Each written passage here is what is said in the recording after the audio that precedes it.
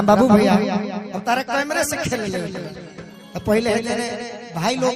हेने जे खड़ा बा ई लोग के पहले तनी बढ़िया से शूटिंग करो एक को चेहरा ले ली हो बढ़िया से फोटो खींच ले जैसे साफ खींच ले 10 खातिर ठीक तनी अब ताली बजा दो लोग भैया हौसला किया मामा लगवाला पिया हो महुआ रे लगवाला वाह भैया तोया मामा लगवाला पिया हो महुआ रे लगवाला